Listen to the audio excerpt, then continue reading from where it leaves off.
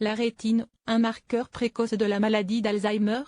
Dans le cadre du diagnostic précoce de la maladie d'Alzheimer, de nombreux chercheurs travaillent à la mise en évidence des biomarqueurs à l'aide de techniques moins invasives.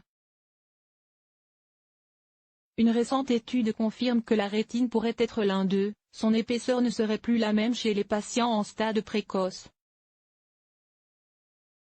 La rétine fera-t-elle l'objet d'un test de diagnostic en devenir en ce qui concerne la maladie d'Alzheimer?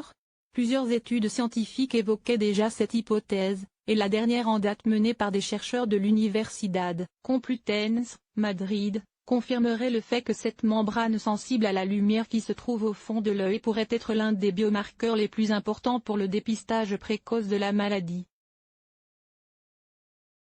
Dans leur étude récemment publiée dans la revue Scientific Report, les chercheurs expliquent avoir identifié des modifications de l'épaisseur de la couche rétinienne et plus précisément des zones présentant un amincissement significatif.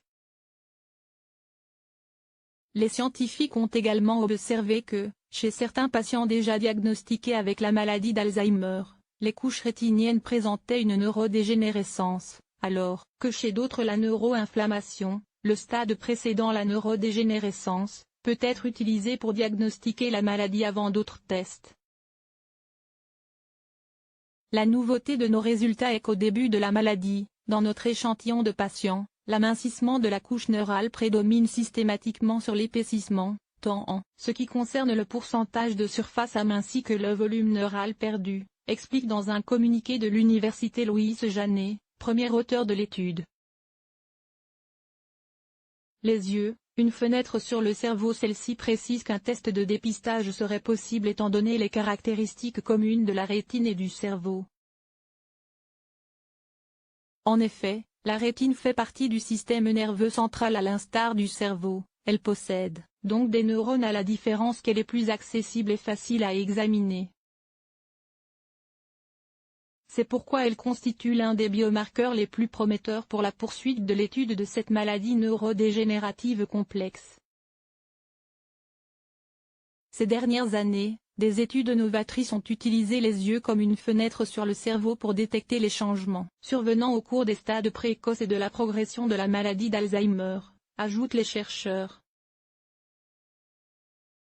Ces derniers sont allés plus loin en découvrant que les premiers changements apparaissent dans la zone maculaire, la zone qui contrôle la vision centrale et la perception des couleurs. Pour ce faire, ils ont fait appel à un groupe de 19 patients qui présentaient une maladie d'Alzheimer à un stade très précoce mais aucune maladie affectant la rétine. L'étude comprenait également un groupe témoin de personnes, composé de 24 volontaires d'âge similaire, sans aucune maladie cognitive ou neurologique.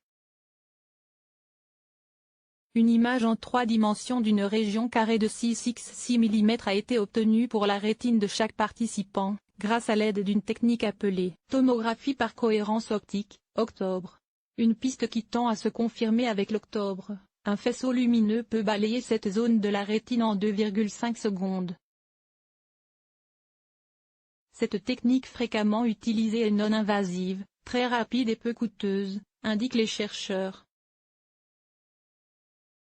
À l'aide d'un logiciel spécialement conçu pour cette étude, l'épaisseur de chaque couche rétinienne a été mesurée et les chercheurs ont ainsi pu déterminer, pour la première fois la forme, la taille et l'emplacement exact des zones touchées par la maladie d'Alzheimer dans chaque couche rétinienne. Les résultats de notre étude représentent une avancée décisive dans le diagnostic et le suivi de cette maladie et confirment que la rétine est un bon biomarqueur, conclut-il. À noter que cette piste de l'imagerie rétinienne est considérée comme une avancée de la recherche par la Fondation pour la recherche sur Alzheimer. L'organisme souligne en effet que des chercheurs ont démontré que la rétine de patients récemment diagnostiqués était nettement plus mince que celle de sujets sains.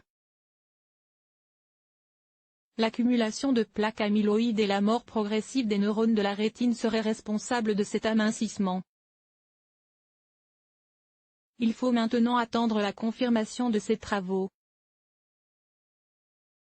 Selon ces chiffres, 900 000 personnes sont atteintes par la maladie en France en 2015 et chaque année 225 000 nouveaux cas sont recensés. Il s'agit de la plus fréquente des maladies neurologiques.